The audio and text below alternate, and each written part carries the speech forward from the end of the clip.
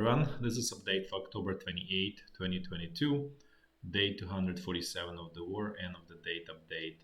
So, again, as always, a little bit of strategic general discussion, and then we're going to switch to the front line. The most important news is that Russia is clearly seeking peace negotiations, but it's seeing those peace negotiations as Ukraine accepting territorial losses, and not just Crimea, but essentially this whole land bridge to Crimea that's sort of on the table. That obviously doesn't work for Ukraine, and even let's say Ukrainian president at top decided to sort of sign that, they would be immediately removed, basically. So it's not even sort of in their sort of hands or position. It's more sort of popular. Let's say feeling and desire that drives at this moment Ukrainian top that as we know Yermak is allegedly Russian agent. He would have signed that peace agreement a long time ago if he could, but he understands that probably he would be shot on the spot if he tries to. So that's kind of situation. And then the reason I'm talking about this is because Chinese Minister of Foreign Affairs came out today and said that Russian president is ready to sort of renew negotiations with Ukraine and United States of America. So, but as I said, for now, this is the both sides are way too far away. Sort of related somewhat military situation or update on the mobilization in Russia. So officially mobilization is over as of today in Russia. This is obviously it's not over. It just was sort of closed formally, sort of on paper for political reasons. It's obviously very unpopular in Russia because there are estimates that up to million Russians fled the country, and sort of formal number of conscripts is 300,000. This is not number to be believed by any means. It's just almost pretty much useless number. The other number that might be a little bit more useful is out of this 300, 82,000 already were sent to the front line, and in addition there were also 12,000 volunteers. So basically those not conscripts but volunteers. So in total Russian forces got like additional 95,000 on the front line in Ukraine, and that's probably the biggest explanation for this essentially stoppage of Ukrainian advances and inability to continue those advances.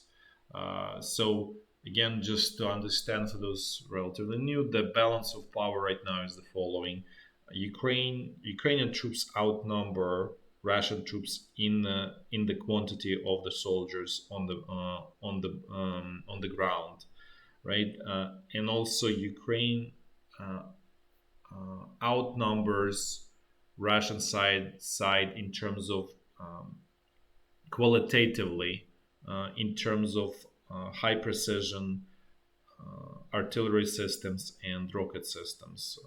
I would say quantitatively as well, you can say that as well. So that's really, and that those two tools are the essentially key to any success on battlefield, and key to ability to do offensives, right?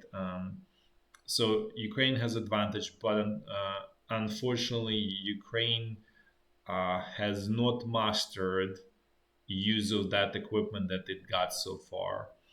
So specifically, up to this date, the UAV that's supposed to support this artillery system is still not there, not sort of formally accepted into military service. So it's still essentially they shoot and then they just try to figure out if they hit anything or not. So again, this is diminishes sort of effectiveness of those excellent, I would say, artillery systems, and by that I mean crabs, Panzer Haubitzer 2000, Caesars, Susanna 2, uh, all of those. I think I named all of them.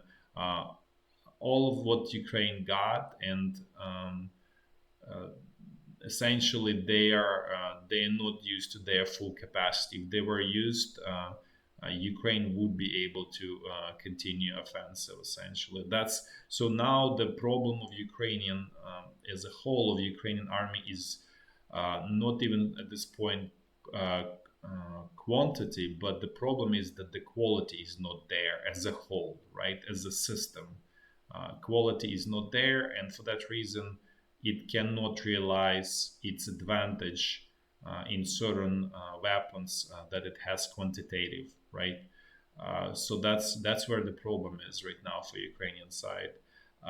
Then in terms of tanks and infantry support vehicles, all of that stuff, Russia has advantage, and Russia still has advantage in sort of old school Soviet artillery systems. Which it uses extensively because it has no shortage of ammunition or shells. The problem is those tools that they work like World War One or World War Two. By the way, speaking of World War One, I think today was there was a movie based on All Quiet on the Western Front released. Or yeah, I think that's right on Netflix. So for those who enjoy military movies, that's opportunity to watch a new movie. But going back, so there is no precision, so they need to kind of like do carpet shelling essentially to achieve anything, right? And so that's that's sort of the how to say modus operandi how Russian army was operating so far. In some areas, it still uses it, and especially this works when Ukrainian army tries to attack. Um, and Russian artillery has already sighted the points. So what this really means when the Ukrainian troops approaching those points, they quickly shooting in those points and essentially inflicting heavy damage to Ukrainian attacking troops. So again, at this point, and so Russian troops now have more soldiers on the ground, so they can have contiguous defensive line, and let's say at this point, Russian troops probably have over 200,000 on the ground. So it's there is no real estimates, but let's say they had 130, 120 before start of Ukrainian offensive. This is just totally very rough ballpark estimate. Could be wrong, but I think directionally is probably right. So they started slightly with slightly less than 200,000 when the Russian troops invaded Ukraine. It went eventually down to, as I said, 130 somewhere, plus minus, could be 140, could be 120, somewhere in that ballpark. And now plus almost 100,000, so you back about 200,000, right? So you slightly above the initial invading forces. Except the front line is now much shorter, as you can see. It's probably, I would say, 2 times shorter. So the density of troops obviously much higher. So you can build sort of defensive line right now, more or less. Obviously, there's a lot of it also depends quite a bit on the quality of Russian command and supply of troops and everything, which there are a lot of reports it's lacking in many instances. But so far, it's enough to stem Ukrainian forces. And, at this point, all of those Ukrainian attacks essentially go to nowhere. So that's a situation with the sort of balance of power and all of this mobilization that happened. Then In terms of Russian economy, as I mentioned, it's going, you know, um, it's on a downhill trajectory, very and sort of potentially painful losses down the road. And head of Russian central bank also came out and said that economic bottom is still ahead of us. We're not even close to it, and so on. However, there is a bright spot for the Russian side. Russia has a very good harvest of all of the grains and all of that. So there is definitely large export potential in Russia. However, it doesn't look like it's being realized, so it's kind of they kind of being somewhat blocked. So if those who are watching for a while, you may remember that um, um, there was there was grain deal signed at the beginning of July for 120 days that allow export of grains for Ukraine, and I think some amount for Russia, but it wasn't clear if Russia was able to actually utilize that. So that deal is expiring beginning of November, probably sometime before November 10. I think it's like 4th or 5th, something somewhere in that ballpark. Uh, and some indications show that Russia is not willing to sort of to allow it to continue. So kind of want to let it expire. That would blow. That would put another blow into Ukrainian economy because all of this money from grain money is essentially the only source of sort of um, truly earned money, right? Like real value add that the economy can do at this point, because it's not as much dependent on the lack of electricity and so on. So it's still something that can be done even in sort of this horrific conditions that Ukraine is experiencing. Going back to electricity, actually, so situation is getting sort of I would say from bad to worse. The Some of the officials in Ukraine claim that the shortages of electricity are reaching 50% of the need. So just to kind of refresh everyone again, the problem is not so much generation capacity, which is Ukraine has plenty of it. The problem is this distribution network that was heavily damaged, and specifically transformers. And transformers really take it's a custom made product essentially, and regardless, even if it's not custom made, it takes long lead time to make them, at least 9 months, could be 18 months. So this whole system is probably damaged for at least 2 years, the way it goes. So, and as a result, the shortages reach because so power plants generate electricity, but the system cannot take them and bring it to the end users, and so that's where the problem is. And as I said, the damages are so extensive to the distribution network that it only can supply up to 50% of the demand, and demand went down tremendously because essentially industry is dead, stopped. So it's essentially just consumers, just regular people, and that is generally a very small percentage of the electricity use. But even that cannot be supplied. So it looks like is another sort of round of hits and strikes, and as I said, the system will disintegrate into islands, and then really depends on the further actions on the Russian side. So that's all for the general update. Now let's actually jump to the battlefield. The situation, oh, well, and as always, we're gonna do in a clockwise fashion, moving from the north to south and then west. So the situation along the state border is quieter. There is some exchange of artillery fire, but essentially it's more or less quiet. Then let's look at the situation um, on the North Luhansk front line. So Ukrainian side is attempting some attacks.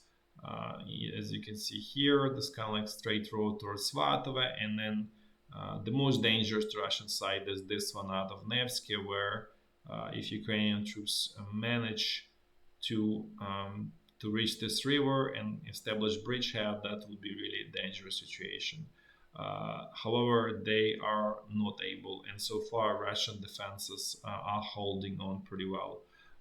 They even a little bit counterattack, as you can see here. So uh, the situation doesn't look terribly bright for Ukrainian side because the opportunity was missed essentially.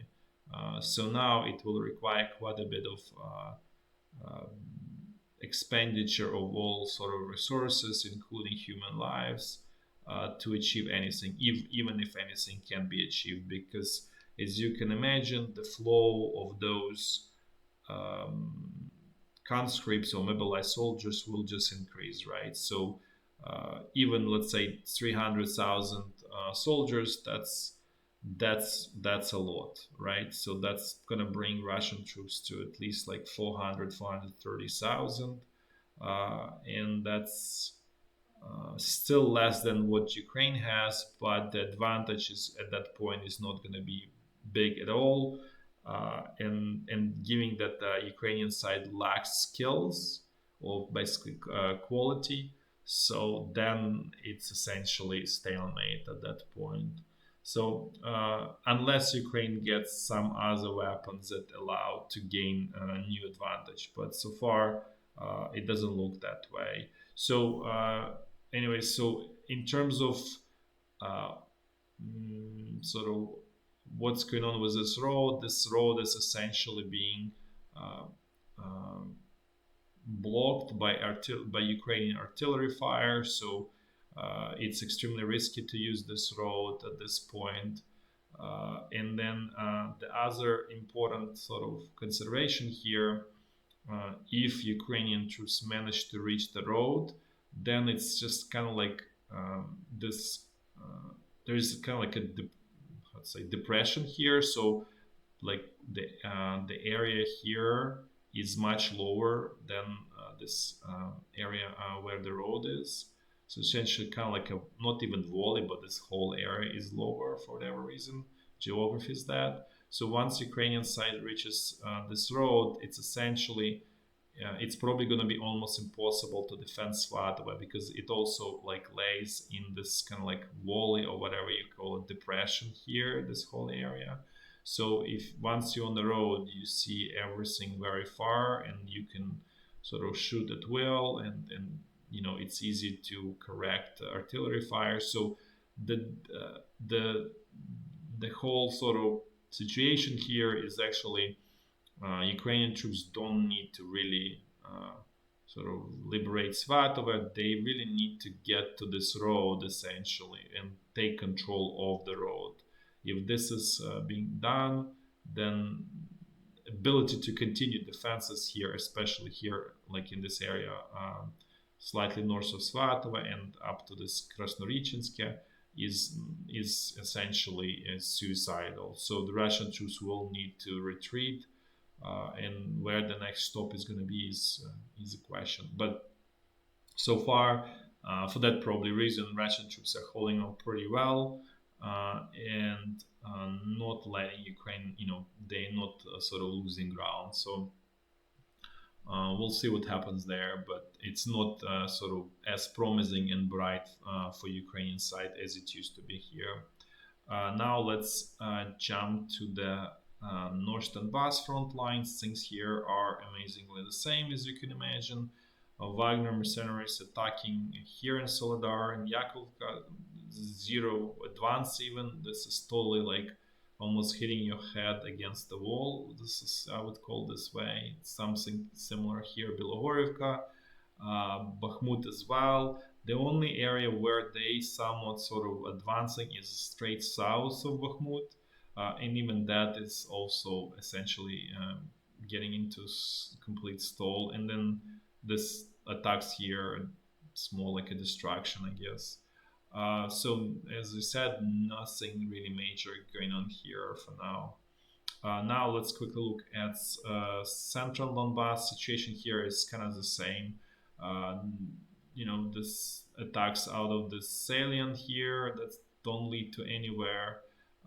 This attacks out of the Spissky salient that again Russian troops kind of like building this tiny corridor narrow that essentially will sort of um, it leads first of all to nowhere because this narrow corridor doesn't allow to do anything, and essentially they're going to be under uh, artillery fire, artillery control. That's essentially blocks them, and they blocked at this point. So, in the similar situation in Marinka, so this whole situation here is just um, you know doesn't lead anywhere to the Russian side basically. And for Ukrainian side, there is no point of any attacks here. This is essentially for Ukrainian side, it's kind of like a quiet section of the front line because the only way to liberate Donetsk, you need to really create encirclement there. That's the only way. And if not encirclement, basically threat of encirclement and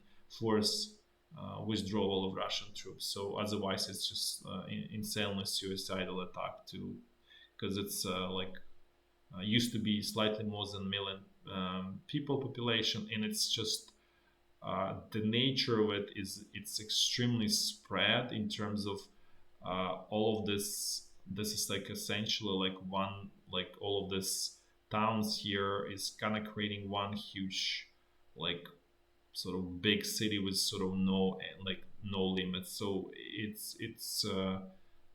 it could be total meat grinder, and everybody realizes, and that's why there's nothing is going to happen here. Let's put this way. We can bet that on that. Then let's quickly actually look at Zaporizhya front line. So there was some activity by Russian troops. So there's some tension brewing here between Velika Novosilka. If you remember the nature of this wedge, this was a Russian attempt to create southern Pincer to essentially, let me go back. So is let me show you. So this was kind of like area of the southern Pincer was the idea. It's kind of like connected with this northern Pincer that was kind of being built from Izum, and so either to encircle all of these Ukrainian troops or force their withdrawal west. So that's kind of like where it's coming from, and situation being stable here for a long time. But right now, apparently, things starting to sort of heat up here. Could be the reason that Russian troops are getting more manpower on the ground. So that could be, and as more replacements are coming, Russian troops for sure are gonna get more and more active. So basically, we're kind of moving into phase of potential Russian counteroffensive. Not right now, not imminent, but let's say in a month or sometime in December, maybe early January, slowly. Now let's finish with Kherson bridgehead. Ukrainian troops did attack Russian ferries and pontoon bridges. Their effectiveness is unknown, but they do try to attack to create problem for all of these troops. As you can see, even from the numbers, looks like there's quite a bit, but and they being sort of refilled, replenished. So here, so they're getting more and more sort of to normal size because before they were, as I said before, shadows on themselves. So this again creates balance of power where Ukrainian troops will not be able to do anything imminent here, and the only um, you know ability to liberate this is to destroy the supply, which is should be the focus of Ukrainian side. There is some activity there, but I would say it's definitely not where it needs to be. But otherwise, the future of this again, I want to reiterate, even though I said that there is some, replacements and so on, the future of this piece of land decided, Russian troops will not be able to hold to it uh, for long. Let's put this way. Again, thanks for watching, and until tomorrow. Bye bye.